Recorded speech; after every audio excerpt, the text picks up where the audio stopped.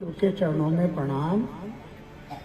प्रणाम है इस कालखंड के प्रथम शिष्य से वरेण्य गुरु भ्राता साहब श्री हरिंद्रानंद जी को, और प्रणाम निवेदित है इस कालखंड की प्रथम शिष्या दीदी नीलम आनंद के चरणों में।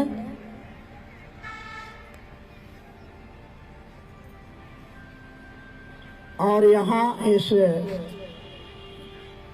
पवित्र भूमि पर उपस्थित आप सभी भाई बहनों के चरणों में प्रणाम। हम लोग यहाँ इकट्ठे हुए हैं देवाधिदेव भगवान शिव के गुरु स्वरूप और उनकी शिष्यता पर विचार करने के।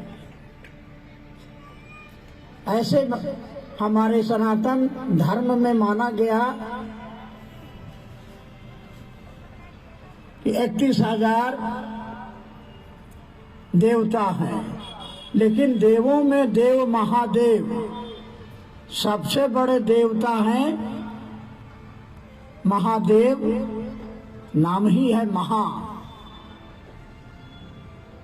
और उनके अनेक नाम हैं। वो महामृत्युंजय हैं, वो महाकाल हैं, वो महेश्वर हैं, वो उमापति हैं। उनके बहुत सारे नाम हैं, बहुत सारे स्वरूप हैं, लेकिन उनका जो सबसे सुंदर स्वरूप है, परम कल्याणकारी स्वरूप है, वह है उनका गुरु स्वरूप। ईश्वर के रूप में शास्त्र कहते हैं यतो वाचो मनसा सह निवर्तन्ते। उनके ईश्वर स्वरूप तक पहुंच पाना मानव बुद्धि के परे है। कोई आदमी नहीं जा सकता है, लेकिन वही ईश्वर गुरु के रूप में बहुत ही आसानी से आपकी पकड़ में है। इतनी आसानी से कि अन्य कोई देवी देवता इतनी आसानी से आपकी पकड़ में नहीं आ सकते। बंगाल में गाल बजा के 1 लोटा जल चढ़ा देते हैं और महादेव प्रसन्न हो जाते हैं।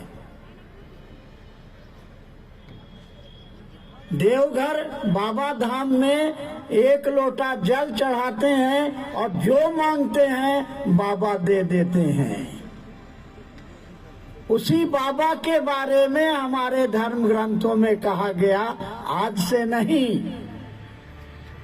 मैं नहीं कह रहा हूँ, हमारे ग्रंथ कहते हैं, हमारे वेद, हमारे उपनिषद, हमारे पुराण, हमारा महाभारत, हमारे रामचरितमानस में, हमारे वाल्मीकि रामायण में कहा गया कि भगवान शिव गुरु हैं, आदि गुरु हैं, जगत गुरु हैं। वो गुरुओं के गुरु हैं और उनका जगत गुरु है, यानी दुनिया का कोई आदमी, वो किसी जाति का हो, किसी धर्म का हो, वो आस्तिक हो या नास्तिक हो, वो शाकाहारी हो या मांसाहारी हो, अमीर हो या गरीब हो, पापी हो या पुण्यात्मा हो, मानव शरीर में जो भी व्यक्ति है वो शिव को अपना गुरु मान सकता है।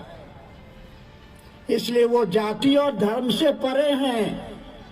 ये सवाल ही नहीं उठता है कि वो हिंदू के देवता हैं कि नहीं है। वो सब जाति और धर्म से परे हैं, वो मानव मात्र के लिए है। अब गुरु की जरूरत मानव शरीर में ही पड़ती है। अन्य योनियों में कहा गया कि 84 लाख योनियों से गुजर करके आदमी मनुष्य योनि में आता है, और कहा गया कि बड़े भाग मानुष तन पावा। इस मानव तन को पाने के लिए देवता भी तरसते हैं, क्योंकि यही वो योनि है जिसमें आप धर्म कर सकते हैं, सत्कर्म कर सकते हैं, आप जीव से शिव हो सकते हैं। अन्य किसी योनि में आप जीव से शिव नहीं हो सकते हैं।